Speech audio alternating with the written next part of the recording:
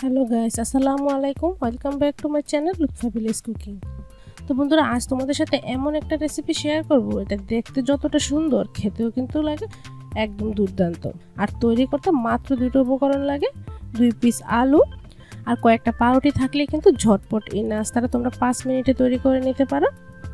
তো আশা করছি সহজ রেসিপিতে আজকের নাস্তা রেসিপিটা তোমাদের ভালো লাগবে। তো আর আমার ছোট্ট ইউটিউব ফ্যামিলি, তোমরা যদি কেউ নতুন বন্ধু হয়ে থাকো তাহলে অবশ্যই চ্যানেলটাকে সাবস্ক্রাইব করে রাখবে। তো বন্ধুরা, চলো মূল রেসিপিতে ফিরে যাই। তো আজকে নাস্তাটা তৈরি করার জন্য প্রথমে এখানে লাগবে 2টা সিদ্ধ আলু। সিদ্ধ আলুটা প্রথমে একটু ভালো করে ম্যাশ করে নিতে হবে। এখানে আমি মিডিয়াম সাইজের 2টা আলু নিয়েছি। তো আলুটা ভালো করে ম্যাশ করে নিয়েছি।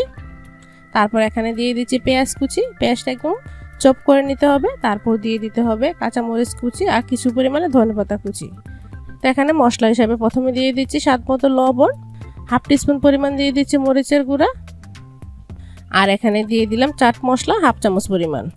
তারপর হাতের সাহায্যে ভালো করে মেখে নিব। তো দেখতে পাচ্ছ খুবই অল্প মশলায় কিন্তু এই নাস্তাটা তৈরি করা যায়, আর খেতে কিন্তু খুবই মজা হয়। তো মেখে না হয়ে গেছে, এখন আমি হাতে একটু তেল লাগিয়ে আলুগুলো দিয়ে ছোট ছোট করে একটা রুলের মতো তৈরি করে নিব। দেখতে পাচ্ছি একটু মোটা করে কিন্তু রুলটা তৈরি করতে হবে। তো এইভাবেই কিন্তু প্রথমে আমি সবগুলো রুল তৈরি করে নিচ্ছি।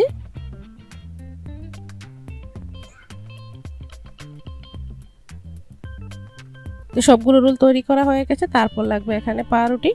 একটা পাউরুটি স্লাইস নিয়ে নিলাম। সাইড থেকে যে ব্রাউন কালার অংশগুলো, এটাকে ছুরির সাহায্যে ভাবে কেটে নিচ্ছি। এটা থাকলেও কোনো সমস্যা নেই, তবে দেখার সৌন্দর্যের জন্য কিন্তু এটা কেটে নিলেই ভালো হয়। তো এইভাবে কিন্তু সবগুলো পাউরুটি স্লাইস আমি কেটে নিয়েছি। তারপর এখান থেকে একটা পাউরুটি স্লাইস নিলাম আর একটা বাটিতে নিয়ে নিচ্ছি কিছু পরিমাণে পানি। তারপর আমি একটা পাউরুটি স্লাইস পানিতে ভালো করে ভিজিয়ে নিব। আর খেয়াল রাখতে হবে যাতে পাউরুটি স্লাইসগুলো গলে না যায়। তারপর চেপে চেপে এক্সট্রা পানিটা এভাবে ফেলে দিতে হবে। তারপর নিয়ে নিচ্ছি রোল করে রাখা আলুটা নিয়ে ভালো করে পাউরুটি স্লাইস দিয়ে মুড়িয়ে নিতে হবে। এটা কিন্তু মুড়িয়ে একটা রোলের মতো তৈরি করে নিব। খেয়াল রাখতে হবে কোনো অংশ যাতে ফাঁকা না থাকে।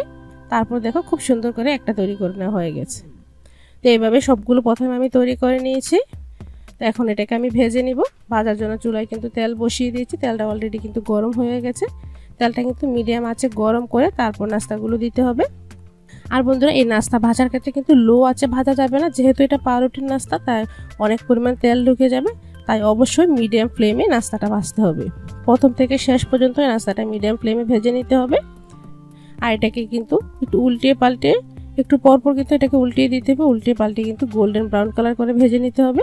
তো দেখো বন্ধুরা, মাশাআল্লাহ কত সুন্দরভাবে ভাজা হয়ে গেছে। আর একটা নাস্তা দেখো দেখতে কতটা সুন্দর দেখাচ্ছে, দেখেই কিন্তু একদম মন ভরে যাবে। আর এটা দেখতে পাচ্ছ খুবই অল্প উপকরণে তৈরি করে নেওয়া যায়।